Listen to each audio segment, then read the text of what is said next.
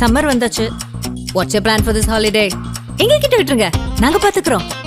VGT Holidays. GT Holidays, South India's #1 travel brand. Delivering smiles all around the professional careers. Reach us to reach them. Rubilux Paints, best quality, best value for money. உங்கள் பேர் சொல்லும் paint Rubilux Paints. இல்லை, அது ஆதவர்ஜுனா வந்து ரஜினி குறித்து விமர்சனம் பண்ணதை தவிர்த்திருக்கணும்னு இப்போ தாவேக்காவுக்கு கிடைக்க போகிற ஒவ்வொரு வாக்குகளும் அவங்களுக்கு தேவை. ஏன்னா அது முதல் தேர்தல் அவங்களுக்கு எங்களை வந்து 90 சீட்டு தரேன்னாங்க. இப்போ இது துணை முதலமைச்சர்னாங்க. அப்புறம் வந்து முதலமைச்சர் நீங்கள் 2.5 வருஷம் நாங்கள் 2.5 வருஷம்னாங்கன்னு இவ்வளவு கதைகளே ஒரு மேடையில் பேசுகிறார். அப்போ ஐடி வந்து யாரை திட்டணும்? ஆதவர்ஜுனாவை தான் திட்டணும். ஆனால் இது இந்த டைமில் தேவையா சார்? ஏன்னா அவர் மிரட்டாங்க, மிரட்டலை, இது எல்லாமே ஓகே, அவாய்ட் பண்ண வேண்டியது தானுங்க. அதுதானே இப்போ ஏற்கனவே வந்து விஜய்க்கும் ரஜினிக்கும் ஒரு காக்கா கழுகி யுத்தம் போய் அது இப்போ தான் அடங்கிருக்கு. ரஜினியை பற்றி யாரெல்லாமே பற்றி பேசுகிறாரு. ரஜினியை பற்றி பேசினோடனே விடுதலை சிறுத்தைகள்லேருந்து வருது, இந்த பக்கம் ஏடிஎம்கே சொல்கிறாங்க, டிஎம்கே. இது தேர்தல் நேரங்க, எல்லாருமே கிளைம் பண்ணுவாங்க.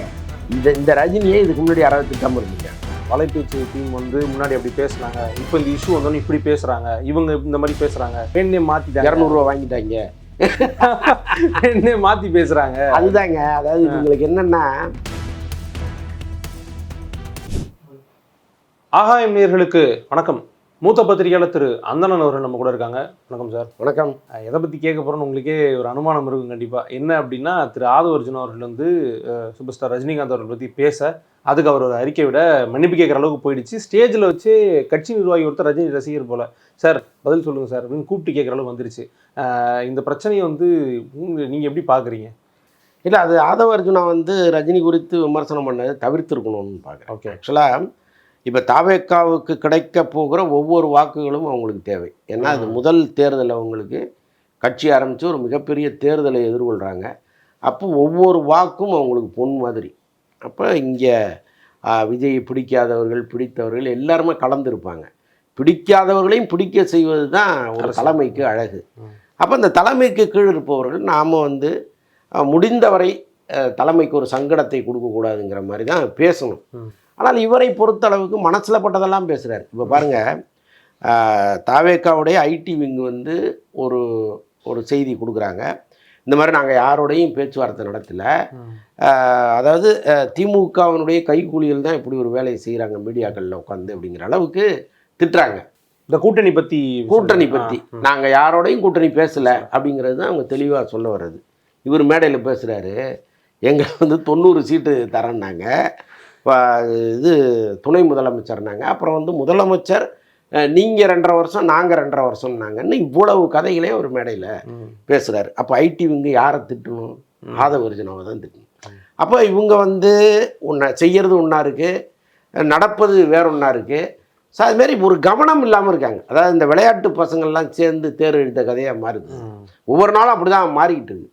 ஒரு பொறுப்பான அணுகுமுறைங்கிறது அந்த கட்சிக்கு யார்ட்டையுமே இல்லை. அப்போ பொறுப்பற்ற விதத்தில் நடக்கும்போது அது கட்சிக்கு ஒரு மிகப்பெரிய பின்னடைவை ஏற்படுத்துதுங்கிறத விஜயே புரிஞ்சுக்கல. அப்புறம் இவர் எப்படி புரிஞ்சுப்பார்? இப்போ அவர் இந்த த்ரிஷாவை கூட்டிக்கிட்டு இந்த ரிசப்ஷனுக்கு போகலன்னா அந்த கட்சிக்கு இருக்கிற அந்த மரியாதை அப்படியே தானே இருந்திருக்கும். அப்போ எங்கே அது சரியுது? எல்லாருமே ஏன் முணுமுணுக்கிறாங்க? பெண்கள் ஏன் வந்து கோபப்படுறாங்க? அந்த சம்பவத்துக்கு பிறகு தான்.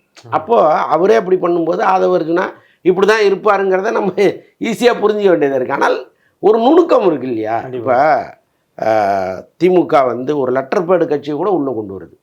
அவங்களுக்கு 50 வாக்கு இருக்குது, 100 வாக்கு இருக்குது, அதை தாண்டி ஒன்றுமே இருக்க போகிறதில்ல. இப்போ தான் ஆரம்பிச்சிருக்காங்க கட்சி உள்ளே வந்து வாங்கங்கிறாங்க. அப்போ என்ன அர்த்தம்னா ஒவ்வொரு வாக்கும் நமக்கு தேவைங்கிறது. அப்போ ரஜினி இவ்வளோ பெரிய ஹியூஜ் ஃபேன்ஸை வச்சுருக்கிற ஒருத்தர், அவரை பற்றி நாம் பேசும்போது எவ்வளோ கவனமாக பேசணும்னு ஒன்று இருக்குல்ல, அது மாதிரி பேசுகிறாங்க.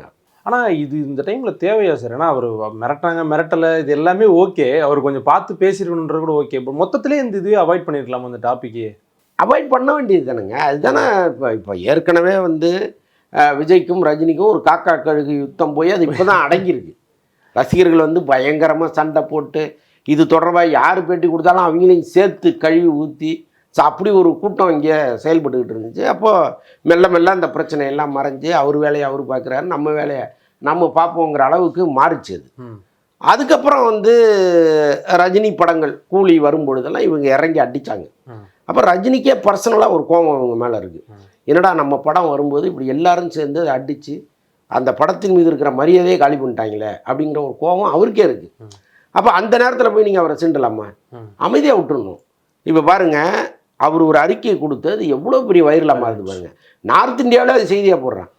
அப்போ அவ்வளோ பெரிய பிரச்சனையாக அதை மாற்றினது யாருன்னா ஆதவனுடைய வாய். அப்போ கரெக்டாக இருக்கணும்ல. இப்போ பாருங்கள், தேவையில்லாமல் மன்னிப்பு கேட்குற அளவுக்கு சூழ்நிலை மாறிடுச்சு. இப்போ அவருக்கு ஆதரவாக ஒரு முன்னாள் முதலமைச்சர் எடப்பாடி, அப்புறம் அண்ணாமலை, அப்புறம் நக்கீரன் கோபால், நக்கீரன் கோபால் இவங்கெல்லாம் பத்திரிகையாளர் விட்டுருங்க. இப்போ அவங்க 2 பேருக்கும் ஒரு ஆதாயத்தை தேடி காத்திருக்காங்க. இதே ரஜினியை ஏற்கனவே சீமான் திட்டும்போது எடப்பாடி எங்கே போனார்? ஏங்க அவரை திட்டுறீங்க, ஒரு மரியாதைக்குரிய நபர்னு சொல்லணும்ல. அன்றைக்கி யாருமே வரல. என்னென்னா அன்றைக்கி தேர்தல் இல்லை. இன்றைக்கி தேர்தல், ரஜினியினுடைய வாக்கு வங்கி இருக்குது, அதை அப்படியே கபலீகரம் பண்ணணும்னு நினச்சி ரஜினி பக்கத்தில் போய் நிற்கிறாங்க. அது ஒரு பெரிய விஷயமாக மாறுது. அது மாறுற வரைக்கும் ஏன் வெயிட் பண்ணுறீங்க? இப்போ நீங்கள் பேசிட்டீங்கங்க, மறுநாள் ஒரு எதிர்ப்பு கிளம்புது. ஆதவ அர்ஜுனா அப்படி பேசியிருக்கக்கூடாதுன்னு ரஜினி ரசிகர்கள்லாம் இறங்கி திட்ட ஆரம்பிக்கிறாங்க. போஸ்டர் ஓட்டுறாங்க. என்ன பண்ணியிருக்கணும்? இம்மீடியட்டாக நீங்கள் ட்விட்டரில் வந்து சாரிங்க, இதுமாதிரி நான் தெரியாமல் பேசிட்டேன், நான் அந்த அர்த்தத்தில் பேசலை அப்படின்னு நீங்கள் சொல்லிட்டீங்கன்னா அது அதோட முடிஞ்சிருக்கும். எதுக்கு எடப்பாடி உள்ளே வராரு, அண்ணாமலை உள்ளே வராரு? வந்திருக்க மாட்டாங்களே. அப்போ எடப்பாடி உள்ளே வந்து ஒரு கருத்தை ரஜினிக்கு ஆதரவாக தெரிவிக்கும் போது ரஜினி என்ன நினைக்கிறாரு? ஒரு முன்னாள் முதலமைச்சர், இன்றைக்கி அரசியலில் மிக முக்கியமான ஒருத்தராக இருக்கார், அவர் நமக்காக பேசும்போது நாம் அவருக்கு நன்றி சொல்லணும்னு ஆரம்பிக்கிறாரு. அப்போ நன்றி கடிதமாக ஆரம்பித்தது கண்டன கடிதமாக முடியுது இல்லையா? அப்போ அந்த பிரச்சனையை உருவாக்குனது யார்? தேவையில்லாமல் உருவாக்கிட்டு அதுக்கப்புறம் ஒரு மேடையில் போய் நீங்கள் மன்னிப்பு கேட்டு அதுக்கப்புறமா இந்த பிரச்சனை சால்வ் ஆச்சான்னா இல்லை. ஏன்னா ஒரு முறை நீங்கள் பண்ண தவறை அவங்க மன்னிக்க தயாராக இல்லை. நீங்கள் இம்மிடியட்டாக பண்ணியிருந்தீங்கன்னா வேற மாதிரி, அடடா ஏதோ ரோல் ஆகிடுச்சுப்பா, பேசிட்டாரு, அவர் உணர்ந்துட்டாருப்பான்னு போயிடுவாங்க. நீங்கள் 4 நாள் 5 நாள் கழித்து இவ்வளோ பெரிய பிரச்சனையாக மாறுற வரைக்கும் யார் காத்திருக்க சொன்னது உங்களை? அதுதான் இங்கே பெரிய பிரச்சனை. ஆனால் சார், அந்த மேடையில் உட்காந்துருக்காங்க எல்லாரும். அவர் மாவட்ட பொறுப்பாளர், அவர் பேசும்போது நீங்கள் அதுக்கு விளக்கம் கொடுக்கணும், என்ன டென்ஸில் என்ன டோனில் நீங்கள் சொன்னீங்கன்னு சொல்லணும் அப்படின்னோடனே இவர் திரும்புறாரு.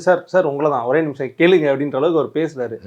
இந்த அளவுக்கு ஒரு எதிர்ப்பு வரும்னு ஆதவ அர்ஜுனா நினச்சிருக்கு இல்லையா? ஏன்னா ரஜினியை பற்றி யாரெல்லாமோ பற்றி பேசுகிறாரு. ரஜினியை பற்றி பேசினோடனே விடுதலை சிறுத்தைகள்லேருந்து வருது, இந்த பக்கம் ஏடிஎம்கே சொல்கிறாங்க, டிஎம்கே. தேர்தல் நேரங்க, எல்லாருமே கிளைம் பண்ணுவாங்க.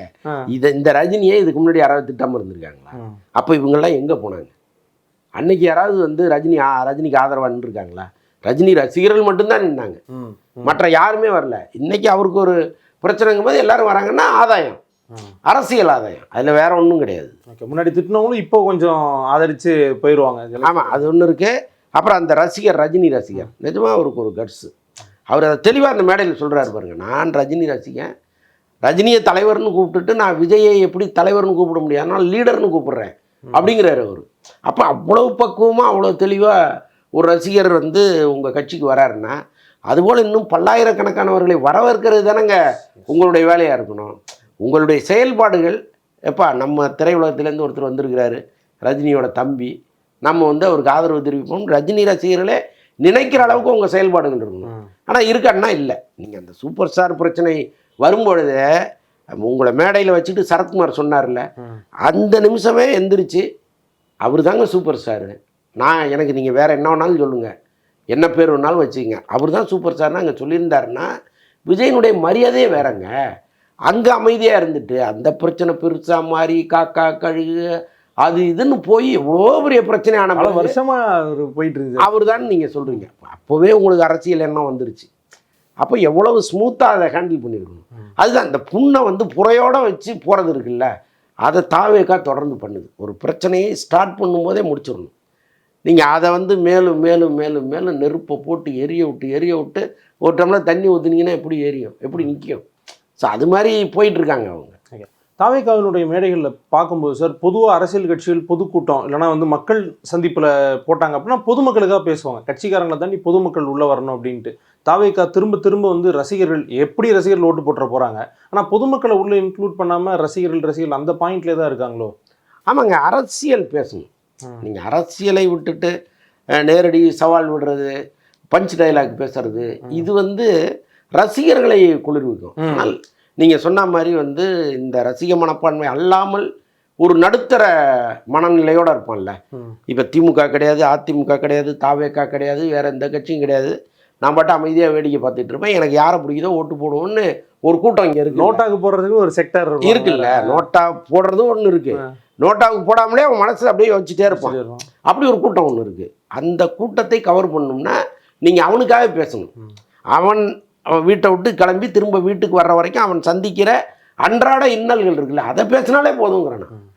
சார் நீங்கள் ரோடெல்லாம் தோண்டி போட்டு வச்சுருக்கீங்க சார், அதில் ஆக்சிடென்ட் ஆகுது, விழுறான், எந்திரிக்கிறான், ஒரு பாதுகாப்பு இல்லைன்னு நீங்கள் அதை பேசினாலே எவன்லாம் கீழே விழுந்தானோ அவன்லாம் உங்களுக்கு ஆதரவாக வரும். அதுமாதிரி நிறைய விஷயங்கள் இங்கே இருக்குது, அதெல்லாம் பேசலாம். அப்படி எதுவுமே பேசுகிறதில்ல, டெம்ப்ளட்டாக கொஞ்சம் வச்சுக்கிறாங்க. அது எப்படி ஒரு அரசியல் மாற்றத்தை உருவாக்குங்க? நீங்கள் ஆரம்பத்துலேருந்து நம்ம தாவேக்காவுடைய அரசியல் பற்றி நீங்களும் பேசியிருக்கீங்க. உங்கள் மேலே திடீர்னு ஒரு குற்றச்சாட்டு என்ன வைக்கிறாங்கன்னா, பாருங்கள் வலைபேச்சு டீம் வந்து முன்னாடி அப்படி பேசுனாங்க, இப்போ இந்த இஷ்யூ வந்தோன்னே இப்படி பேசுகிறாங்க, இவங்க இந்த மாதிரி பேசுகிறாங்க, வேணே மாற்றிட்டாங்க, 200 ரூபா வாங்கிட்டாங்க, வேணே மாற்றி பேசுகிறாங்க. அதுதாங்க. அதாவது இவங்களுக்கு என்னென்னா, யார் ஆதரிக்கிறாங்களோ அப்போ பாராட்டுவாங்க, ஒரு நியாயத்தை பேசும்போது சண்டைக்கு வராங்க. நியாயம் இருக்கா இல்லையான்னு பார்க்கணும். நான் சொல்லுவதில் நியாயம் இருக்கான்னு பாருங்கள். ஒரு கட்சியை ஒரு தலைவரே அழிக்கிறாரு. இப்போ திரிஷாவை கூட்டு போனால் என்ன நடந்திருக்கும்? இப்போ என்ன இப்போ இந்த கல்யாணத்தில் விட மாட்டாங்களா? அவங்கள வந்தால் திரிஷாவோட வாங்க, இல்லைன்னா வராதிங்கம்பாங்களா? நீங்கள் தனியாக போக வேண்டியது தானேங்க, அவங்கள தனியாக அனுப்ப வேண்டியது தானே. உங்களுக்கு எவ்வளோ பெரிய இமேஜ் இங்கே இருக்குது. அப்போ இந்த இமேஜை நீங்களே கெடுத்துக்கும் போது நமக்கு கோபம் வருது. நாம் இவருக்காக இவ்வளோ நாள் சப்போர்ட் பண்ணிக்கிட்டு இருந்தோங்கிற கோபம் வருது. அதே மாதிரி ரொம்ப எலைட்டாக போயிட்டீங்க. ஒவ்வொரு நாளும் உங்களுடைய தன்மைங்கிறது ரொம்ப எலைட்டாக மாறிக்கிட்டே இருக்குது. எங்கே போனாலும் தனி விமானம். என்னத்துக்கு அப்படி போகணும்? பொதுமக்கள் பயணிக்கிற விமானம் உங்களுக்கு இல்லையா? அதில் போகிறவங்க எலைட் பீப்புள் இல்லையா? உங்களுக்கு எலைட் பீப்புள் தான் வேணும்னா கூட அவங்களோட கூட நீங்கள் ட்ராவல் பண்ண மாட்டீங்களா? ஒரு மதுரைக்கு போகணும்னா தனி ஃப்ளைட்டு, டெல்லிக்கு போகணும்னா தனி ஃப்ளைட்டு, எங்கே போனாலும் தனி ஃப்ளைட்னா நீங்கள் எப்போ தரையில் இறங்கி நடப்பீங்க? ஆனால் மற்றவங்க கூட ட்ராவல் பண்ணுறதோ பஸ்ஸில் போகிறதெல்லாம் இமேஜை டக்குன்னு மாற்றிடுங்களா சார்? ரொம்ப ஜனரஞ்சகமாக கொண்டு போயிடும்ல ஈஸியாக? அப்படி இல்லைங்க. நீங்கள் அப்படி எப்படி தேவதூதன் மாதிரி வாழ முடியும்? சிலுவையில் தொங்கிட்டே இருப்பீங்களா? நீங்கள் இறங்கி வரணும்ல. நீங்க தேவதூதன் கிடையாது இல்ல மக்களோட. இல்லைங்க, நீங்க நடந்து போனாதானங்க உங்க பிரச்சனை, மக்கள் பிரச்சனை உங்களுக்கு தெரியும். இன்னைக்கு எல்லா தலைவரும் அப்படிதானங்க இருக்காங்க. காரில் போகிறாங்க. இப்போ எடப்பாடி மதுரைக்கு போனாருன்னா எல்லாரும் போகிற ஃப்ளைட்டில் தான் அவரும் உட்காந்துட்டு போகிறாரு.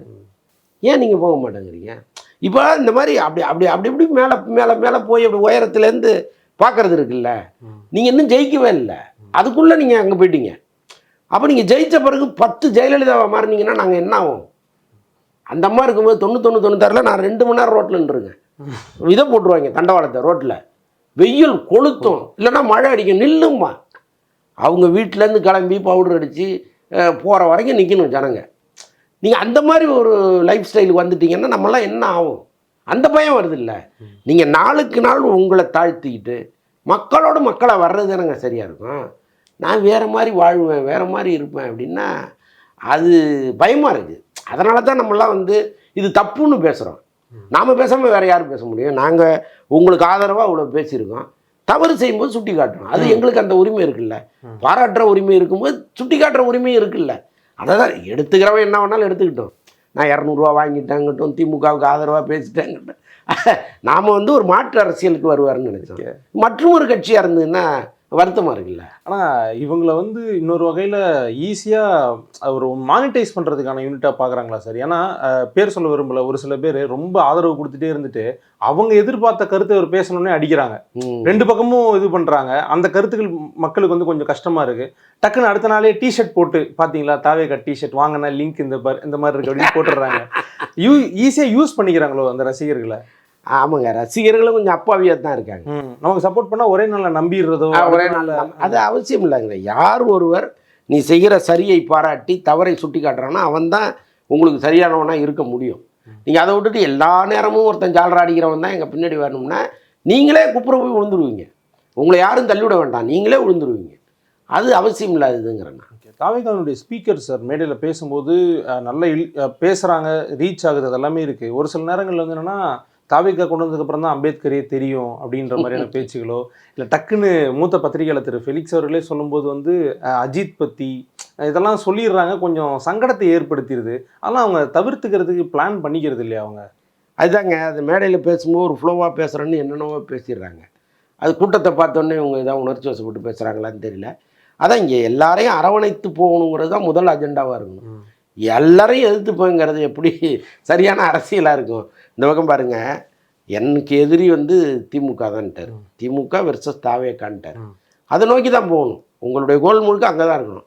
அதிமுகன்னு ஒரு கட்சி இருக்குது, அதை எதுக்கு சீன்றீங்க? இப்போ அதையும் நீங்கள் சீண்டி அதையும் பகையாக்கிட்டு பிஜேபியை பகை, அதிமுக பகை, வேறு என்ன கட்சி இருக்கோ எல்லாமே பகைன்னா நீங்கள் எப்படி இங்கே அரசியல் பண்ண முடியும்? இப்போ திமுக அதிமுக மாதிரி பெரிய கட்சிகளே ஒரு தேசிய கட்சியின் துணை இல்லாமல் இங்கே போக மாட்டேங்குது, ஒரு தேர்தலை சந்திக்க மாட்டேங்குது. நீங்கள் இப்போ தானே வந்திருக்கிறீங்க, இப்போ தான் நடைபழகுறீங்க, அதுக்குள்ளே எதுக்கு கத்தி எடுத்துகிட்டு எல்லா பக்கமும் வெட்டணும்? எல்லாரையும் பகைச்சிக்க வேண்டாம் அப்படின்றீங்க. ஆமாங்க, அதானே அரசியலுங்கிறதே புத்தி சாதுரியம் தானேங்க. அது இல்லாமல் ஒரு அரசியல் பண்ணால் நீங்கள் நினச்ச இடத்த அடைய முடியாது. நீங்கள் எப்படி முதலமைச்சர் ஆக முடியும்? அதானே உங்கள் கனவாக இருக்குது. அதற்கு சில இழப்புகள் இருக்கும், சில இடத்துல இறங்கி போகணும், சில இடத்துல ஏறி போகணும். இந்த எந்த நுணுக்கமும் இல்லாமல் நான் அப்படி தான் இருப்பேன் அப்படின்னா நீங்கள் எப்படி அந்த இலக்கை அடைய முடியும்? உங்களுடைய நேரத்துக்கும் கருத்துக்களுக்கும் நன்றி சார். நன்றி. சம்மர் வந்தாச்சு. What's your plan for this holiday? எங்க கிட்ட விட்டுருங்க, நாங்க பாத்துக்கிறோம். VGT Holidays. GT Holidays, South India's #1 travel brand. Delivering smiles all around the professional careers. Reach us to reach them. Rubilux Paints, best quality, best value for money. உங்கள் பேர் சொல்லும் paint Rubilux Paints.